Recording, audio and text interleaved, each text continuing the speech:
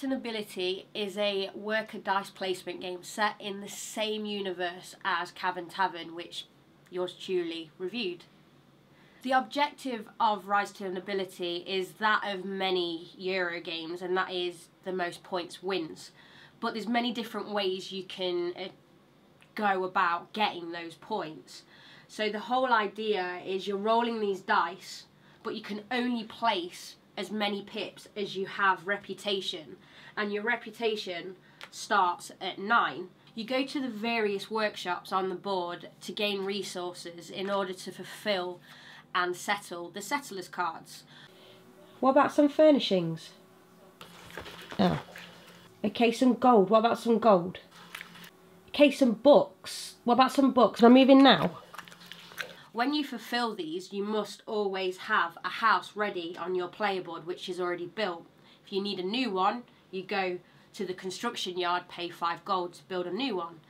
Once you have successfully handed in those resources to settle the settlers, you gain benefits from them, like an extra worker and a nobility.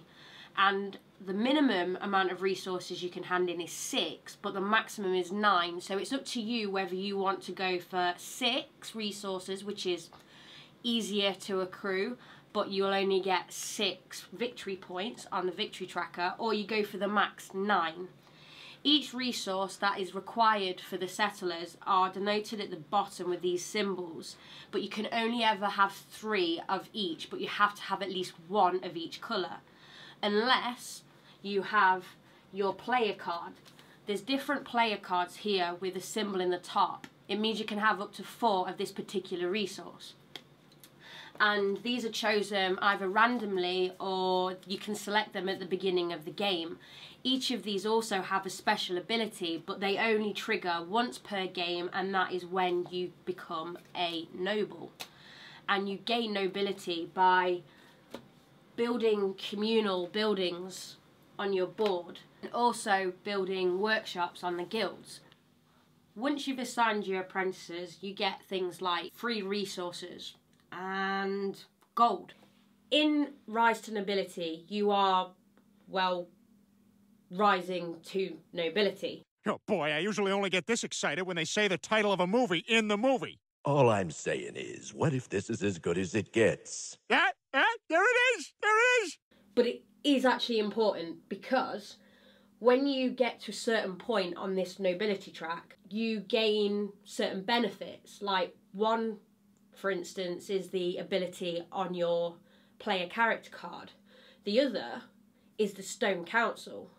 So on the Stone Council, you have ones with a white shield and a pink shield.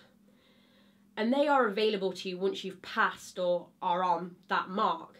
And these hold a lot of victory points. But you have to meet the requirements. First of all, you have to have the right dice number. Second of all, you've had to have settled that particular race. And then you have to pay the resource costs. But they are a lot of victory points that you're sitting on. But there's a catch. And that is actually you lose reputation. So it is a fine balance, but it's one that is very, very important. It's a slow build at the beginning. The actually getting money to buy anything is really, really difficult, and getting those resources again is difficult because you can only put out as many dice total as your reputation allows.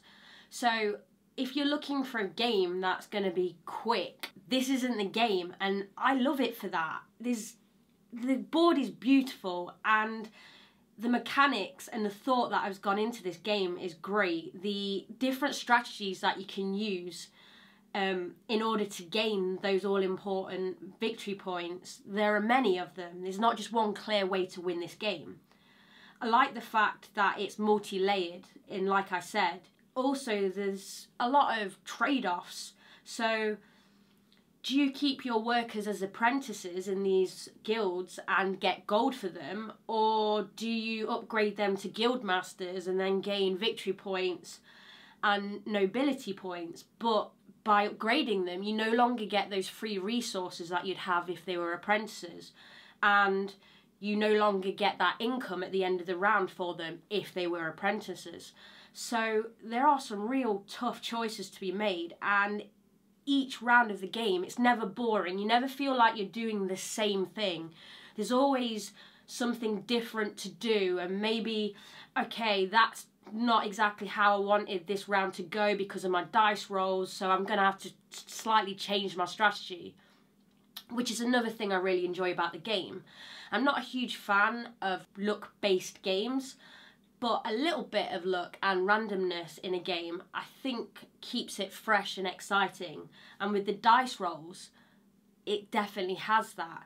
And the fact that the workshops and the communal buildings that come up in the guild hall, and then the settlers, and also the council, the stone council tiles there, this is all random.